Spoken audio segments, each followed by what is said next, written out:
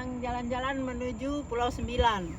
Nah, bersama kami ada Wina Khairina dari Artikula, peneliti lingkungan. Nah, di tengah perjalanan menuju Pulau Sembilan kita bisa lihat ya, bagaimana abu PLTU yang luar biasa. Sepertinya itu tanpa penyaring ya tuh, Win. Jadi gimana ini? Sebenarnya kan pemerintah sendiri sudah mengupayakan untuk nol karbon ya, untuk mengatasi krisis iklim. Tapi kalau kayak gini nih, apakah mereka ini, pihak PLTU ini mendukung program pemerintah? Iya.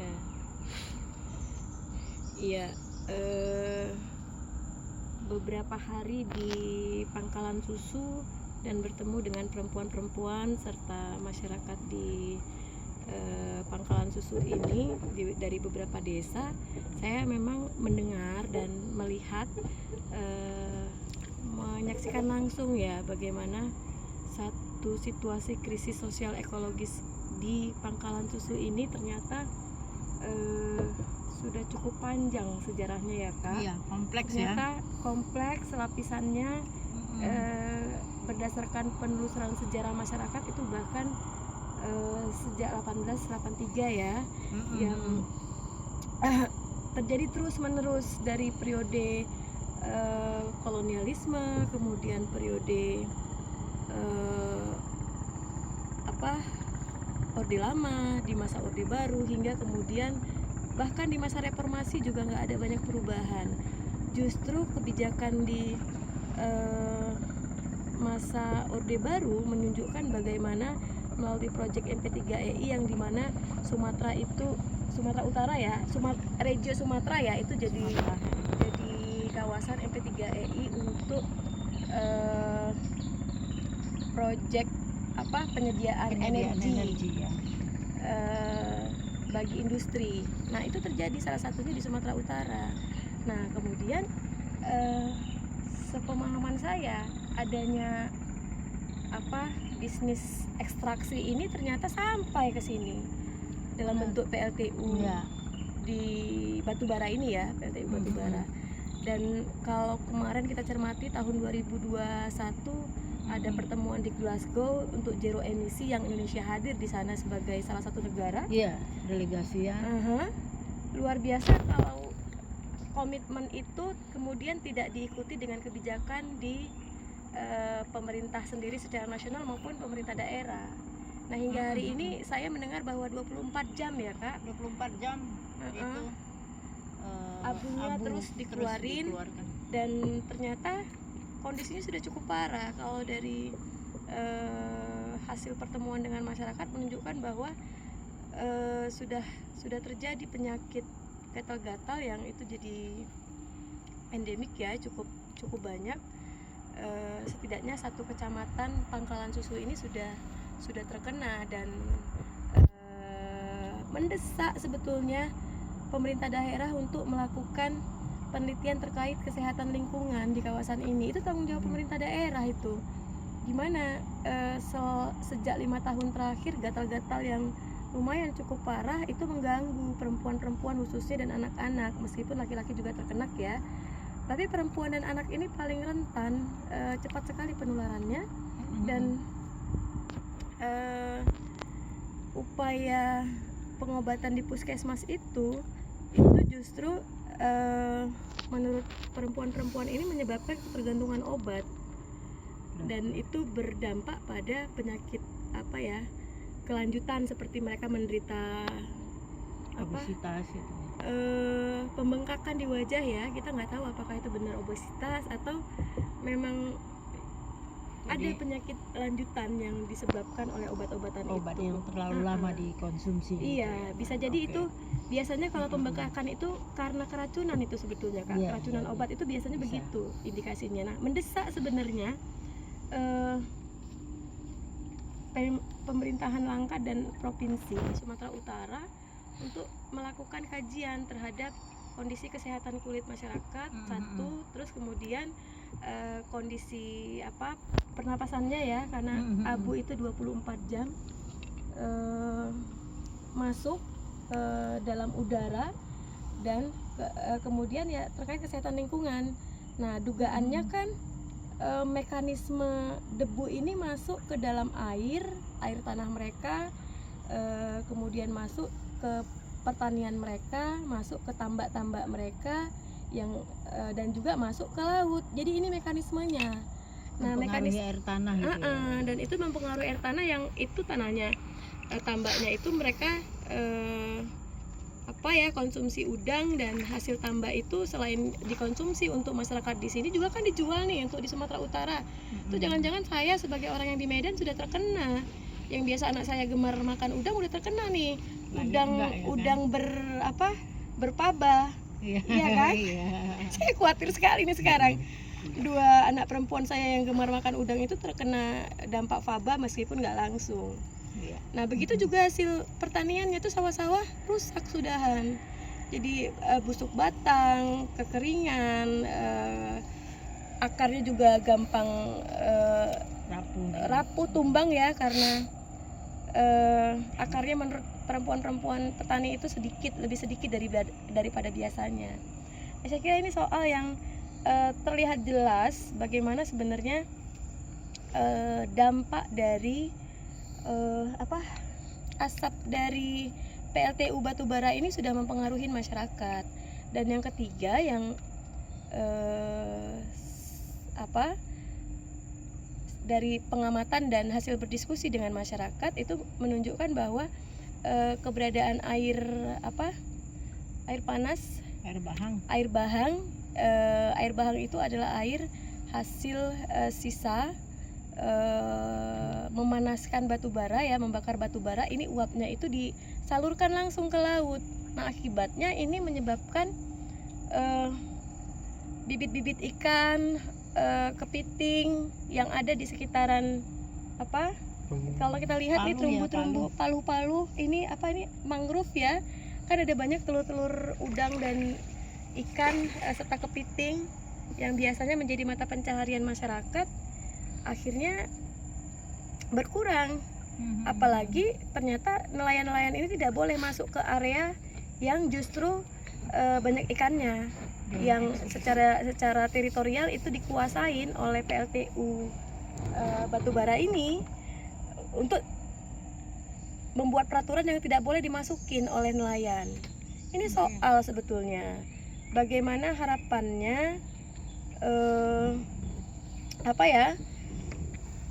pembangunan investasi yang ada harusnya bisa dilakukan tanpa menyingkirkan ruang hidup masyarakat. Ini soal yang kita harus kritisi, bahwa ada banyak pelanggaran HAM ya, Kak. Pelanggaran HAM. Pelanggaran HAM itu jelas ternyata hak kesehatan, kemudian hak atas mata pencaharian yang layak itu terganggu dengan terganggunya mata pencaharian nelayan dan kerusakan tanaman petani ya, Kak. Benar. Dan hak atas kesehatan. Ini tiga hal yang sangat mengganggu masyarakat, yang kalau hak dasar yang berpengaruh terhadap hak hidup secara otomatis. Jadi ini merupakan hak dasar yang harusnya dilindungi oleh negara.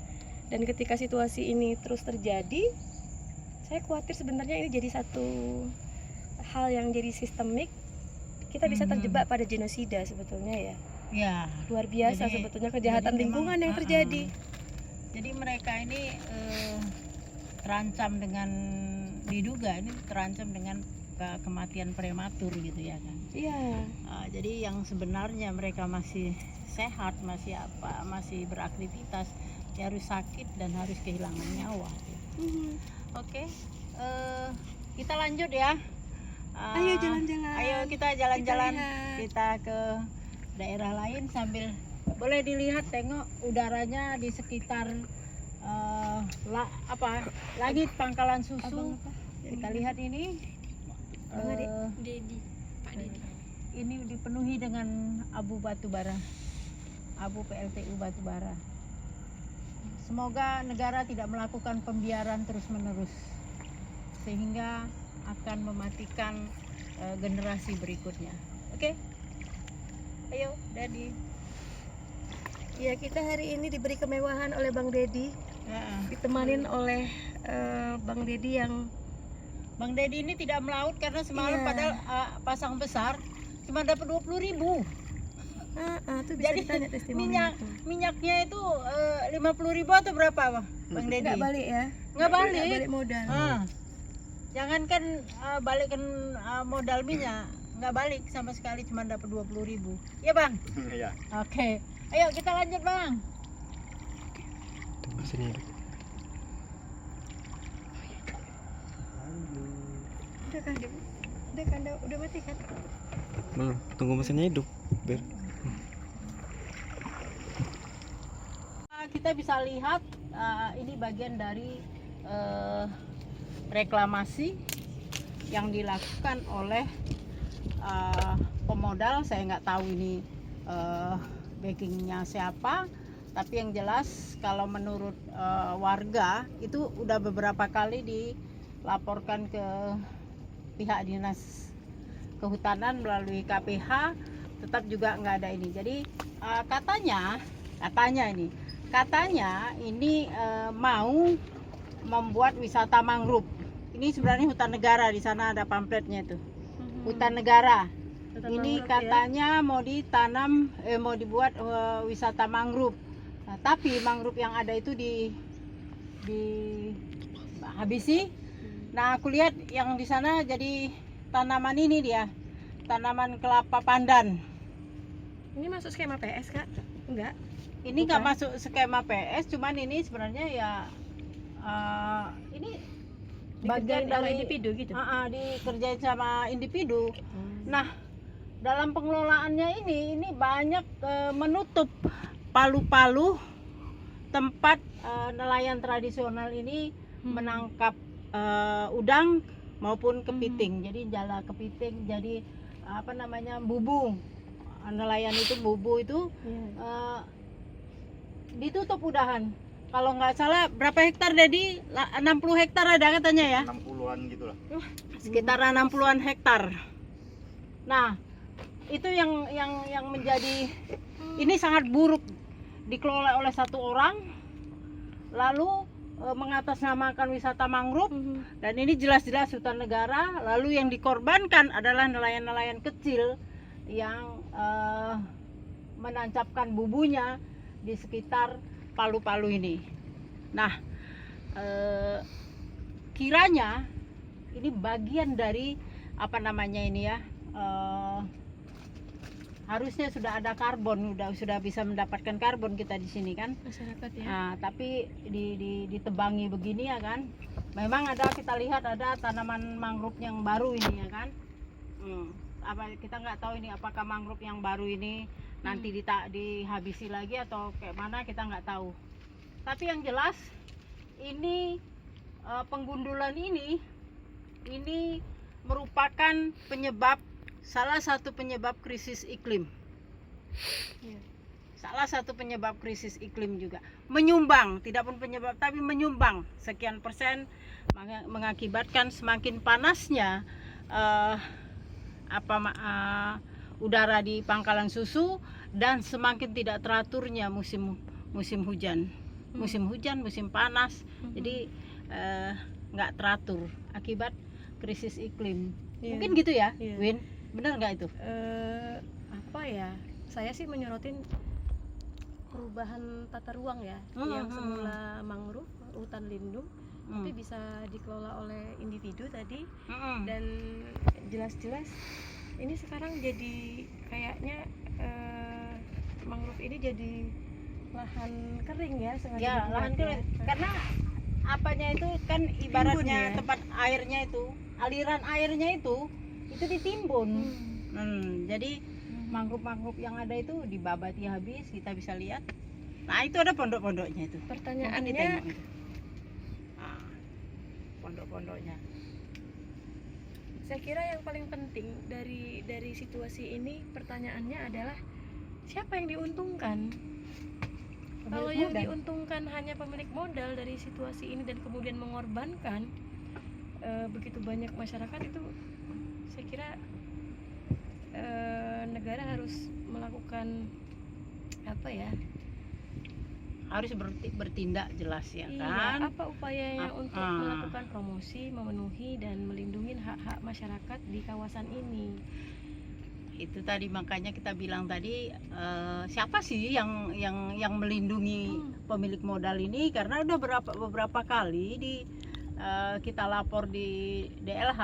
Oke. Menurut masyarakat setempat, beberapa kali dilaporkan, ditelepon ke DLH, nggak ada, kami nggak ada izin, tapi tidak ada tindakan sama sekali. Jadi begitu juga sama dengan Abu PLTU dan reklamasi ini, pembiaran yang dilakukan oleh perwakilan negara. Siapa perwakilan negara di sini? Pelanggaran HAM ya ketika Iya. melakukan pembiaran ya. Pembiaran itu. By omission. Ya. Jadi kita berupaya untuk net zero emisi. Satu Segelintir sisi. orang, segelintir orang itu justru membuat paru-paru dunia semakin terkoyak. Luar biasa. Oke, kita lanjut ke tempat lain ya. Ini satu kondisi yang benar-benar satir ya. Ya, luar biasa. Dia ibaratnya kemarin itu para cukong, para pemilik modal menari-nari di atas penderitaan rakyat di bawahnya, tertati-tati untuk berdiri. Nah, ini luar biasa kan. Dan dapat dibayangkan di sudut sana negara menyaksikan dengan senyum-senyum. Kalau kita mengibaratkan opera ya, begitulah.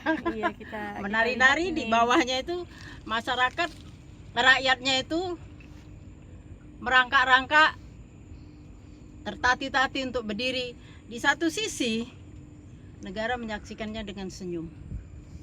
Luar biasa. Oke.